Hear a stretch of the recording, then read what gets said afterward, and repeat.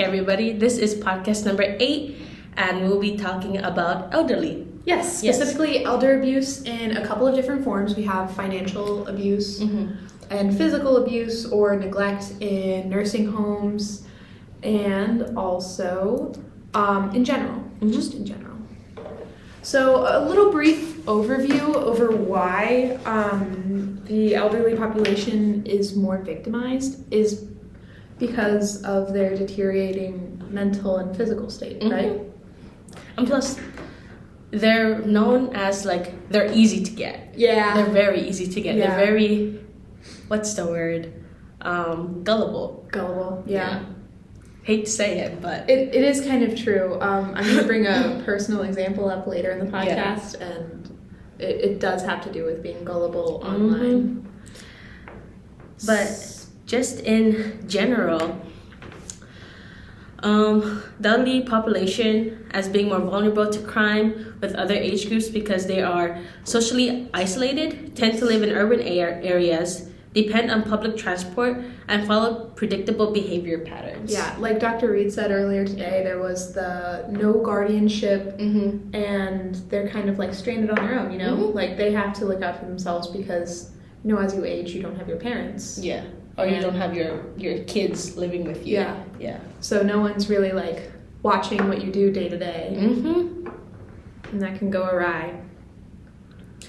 And elderly, they go from various groups of victimization, from burglary, robbery, fraud, but surprisingly, they're on the lower scale of victimization. So we don't get to see it until if it becomes a big major public outcry. Yeah. Other areas that Dr. Reed talked about earlier where they're overrepresented in crimes is property crimes, financial exploitation scams, abuse and neglect in care facilities, and abuse and neglect in home. So jumping off of that, we also see that most prevention activities include public education, neighborhood watches, improved external lighting, so that's lamps outside, right? Yeah. Street lamps.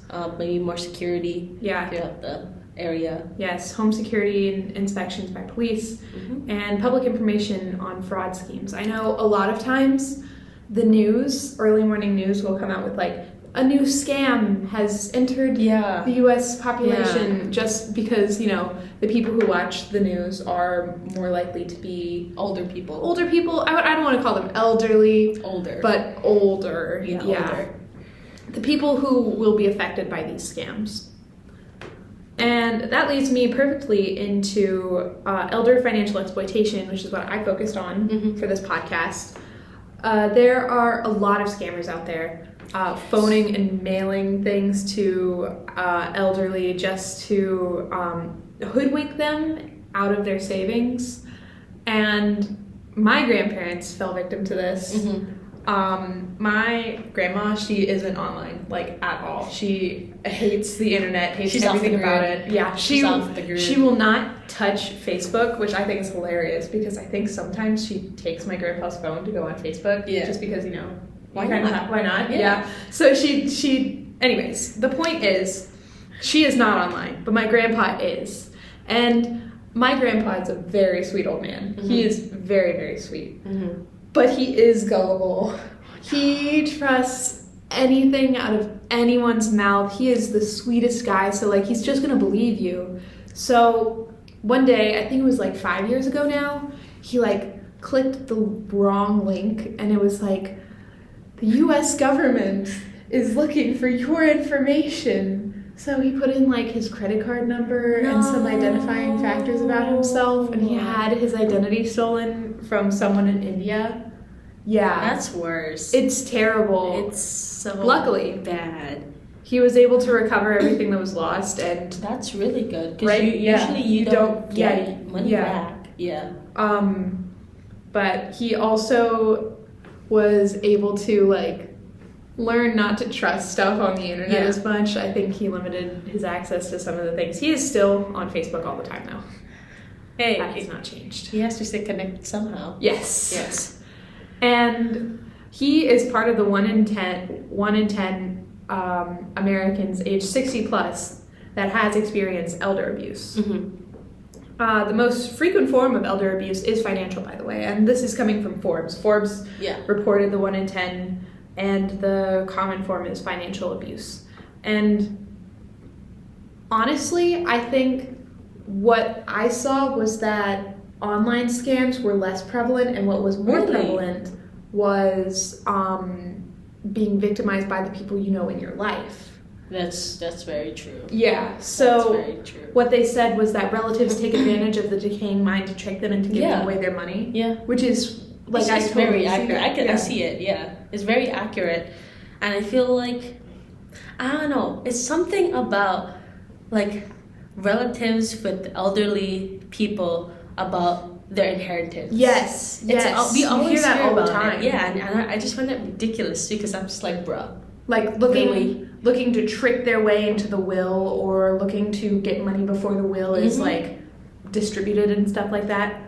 And it becomes tricky when there's a relationship between the victim and the abuser, which is what my sources found, because they're less likely to view it as a negative experience, and they're less likely to report it because they don't want to damage the relationship that they have between the person. Did you find that with your physical abuse?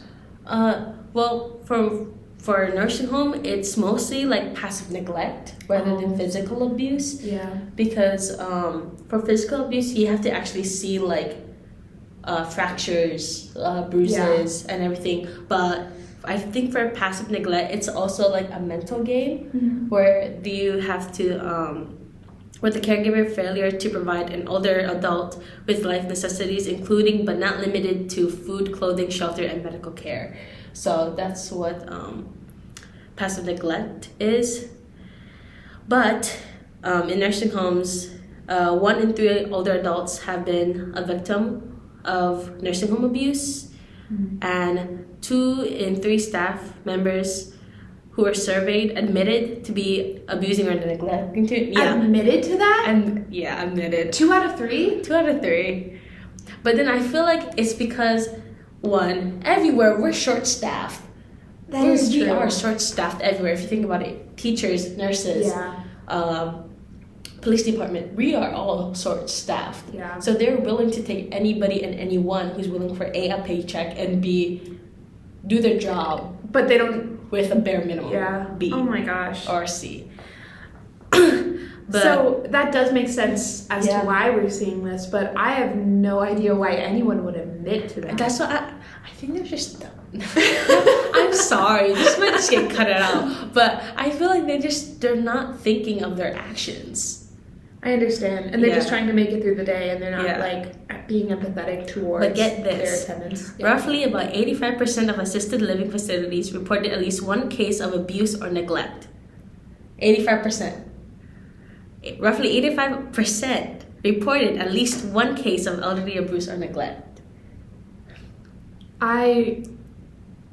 This is just like making me feel like I am never letting my parents go into a nursing home. And then according to National Public Radio, 97% of nursing home abuse cases across 5 states were not reported to local law enforcement. That makes sense. That goes back to the piece that I was talking about. And elderly abuse rates have increased during COVID-19 because if you think about it, a lot of people who are in nursing homes are also part of the AAIP community. They are? Sometimes, yeah. It depends on what state you're living in. If you're in California, there's a lot. That makes sense. If you're in Oregon, possible Washington. So the COVID pandemic has affected Asian American elderly. I feel like most. yes. We did see that. I remember there was an example of a couple of elders being abused on the street for being Asian American. And like being told that they caused the coronavirus or something like that. The pandemic. But I feel like that also played a factor in nursing homes but I don't understand how you blame them because they're under their care. Yeah. And abuse of elderly adults can cause severe injuries and long-term mental health issues. And I say that is a really true fact. Yes. Because personally, when my maternal grandmother was in a nursing home for about a year because my maternal grandfather at the time passed away, and they were together for 69 years, and like there was nobody to take care of my grandmother because she needed round-the-clock care, and that was my grandfather. But since he passed away, my grandmother had to be at a nursing home because she was wheelchair bound. She couldn't really like use her legs as much, and she had dementia. And she did not know any English. Oh no. Yeah, so it's so bad. So her native language is the Filipino language, which is Ilocano, and that is from the northern side of the Philippines. But luckily, like, we chose the nursing home that my auntie works at. That's so. Oh my gosh! Yes. It was so nice. I feel like that saved her life. Yeah, it did. It saved my life too, because you know why? It's a 5-minute drive from my high school to that. Oh, so you got to visit her? I got to visit her when I was free. So I went to go and be like, oh, hi, Grandma. Like, how are you? Like, all the nurses knew who I was because, like, I was always there, like, every other week or That's so. awesome. I was just looking, because, like, when I was younger, she would always be the one taking care of me and my siblings. So it's kind of like me giving back to them. But whenever, I don't know, I feel like this is so bad for my part, but every time I would go to the nursing home, I kind of felt like this like gray cloud, because like when you go in, it's like kind of like sad, because like I'm like the only family member there visiting at that time. Yeah. So it's kind of like all the other residents, they're like, oh, are you like her granddaughter? Like, yeah. They're like, she's so quiet and she just keeps to herself. I'm just like, yeah, I don't think she quite understands what's going on. Or like she had dementia, and she had like she didn't really understand the concept of what was a nursing home was for. She's like, oh yeah, I got bathed, I got fed, I got to wear my makeup, whatever. I was like, okay, yeah, you do what you gotta do, Grandma, you do what you gotta do. But then like I was just curious, because I'm just like, dude, what did they do? Did they just like go from their bedside to the resident to the common area? And like it just felt confusing, because like I was there to visit my grandmother at the time, but it was kind of sad because like you could see like a little spark into like all the other residents, to see like, oh my god, there's actually somebody here visiting one of their family members. It's such a depressing. It's so depressing. Yeah. Because I feel like they'll only get visitors like during the holidays, and I get so sad, because I'm just like, where's your family? Like, right? Like they just don't speak to anyone. And is that a form of elder abuse or neglect? I feel like that is neglect, because I know it's definitely neglect. Yeah. I feel like in other like Asian countries, I feel like there's like a rule where like if your parents hit this age, you have to visit them this many times. I don't know what country it is, but I feel like that should be established here in the US as well. And Asian communities also have like transgenerational houses too, which I think is also like, personally speaking, again, I have 3 generations living in my house. Yeah. It's great. I love it. Honestly, it's so nice. I can see it happening to me. It happened for a while with my grandparents. My great-grandma lived with my grandparents for a while right before she died. Yeah. She tried to preserve her independence for a long time. They lived like right next door to each other. Oh. So she was allowed to just like live in her own little house for as long as she could. But she started like, it was really sad. She got really sick. Yeah. And so she had to live with my grandparents. But these are like what I found were the biggest potential risk factors of elder abuse, and that included being female, which accounted for 67% of sexual abuse cases, being a veteran, because of more medical care than civilians, and they suffer more from illnesses like PTSD, and putting them a greater risk of abuse, having mental illness in general. The National Council of Aging notes that 50% of elders with mental impairment suffered from abuse. And get this, tying from our last podcast, identifying as a LGBTQ+, the National Center of Elder Abuse found that 8% of LGBTQ+ elders were physically abused by a caregiver. And I think this is where we can see the intersection of minorities actually affecting them more when it comes to the criminal justice system or just like society in general. Yeah. It causes more discrimination. It causes more discrimination, and it causes more problems. Like, it's already hard enough being an elderly individual. Yes. But when you're elderly and part of the LGBTQ community, or elderly and a female, or in a minority, like culturally a minority, it's very hard. Yeah. And I feel so bad because I'm just like, God damn. Yeah. First, but they have to realize that elderly are the backbone in our community. Like, in some cultures, they're considered as wise. Yeah, I mean, I think they're wise. They're like an owl to me. Like, they're like an owl. Like, they hold so much knowledge, but they're just not willing to share unless you just have to ask. You just Yeah. like, if you don't neglect them. If I go to my grandparents' house and I just talk to them for long enough, my grandpa tells me all about his life and all the things he's learned. Yeah. And it's like, I learned through him. Like, I love my grandparents a lot. I really do. Mine too. Yeah. I really love my grandparents. And like, I always ask like my grandparents like like, why don't you ever tell me this? And they look at me and said, you never ask. I'm just like, I never knew. Yeah. How can I ask if I don't know part A, B, or C? But I always feel like the connotation of elderly is kind of like also bad in a way. Yeah, we talked about that this morning. Yeah. Everyone was so quick to pile on these elderly people, like, they're gullible, they're fragile, slow. they're slow, they're racist, which they do come from a generation that had less diversity. They're not used to it. They're not socially accepting. Give them like a few years.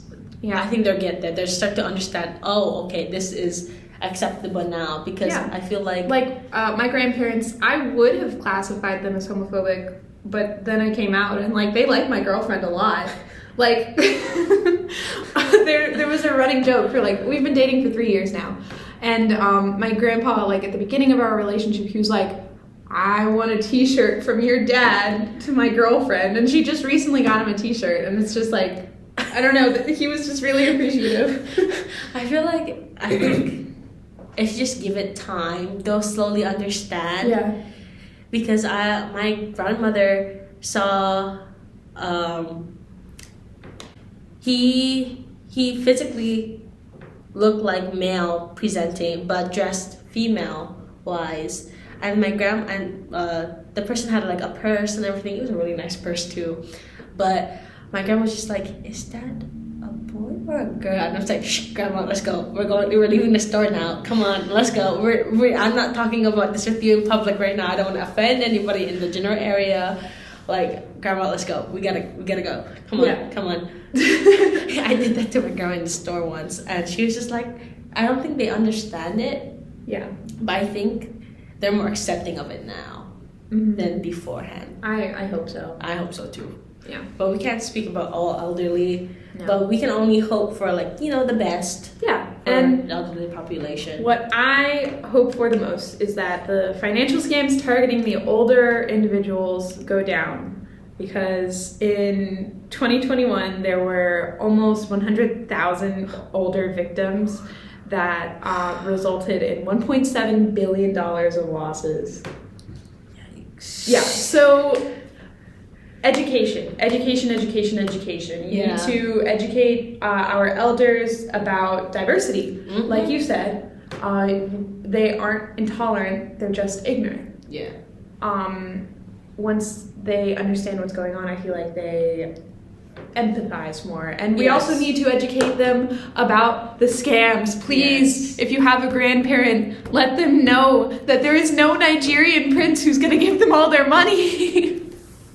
You don't know that scam? No. Oh, it's like the most famous scam. So like a Nigerian prince emails you and is like, I have thousands, billions of dollars in gold in an office, and I will give it to you if you give me $1,000 to show that you trust me. No, my parents and my grandparents, they always ask me like, oh, is this true? And since I have like my younger cousins at home, they're just like, they ask them like, okay, how do you use this? How do you use your cell phone?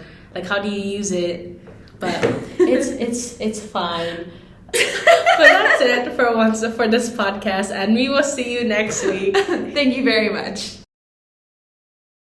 This is podcast number 8. Thank you for joining us again for Once Upon a Crime, and we'll see you guys next week again. Thanks to Dr. Reed, our most loyal not subscriber. Subscribe, Dr. Reed, just do it. Are we adding this to the ending?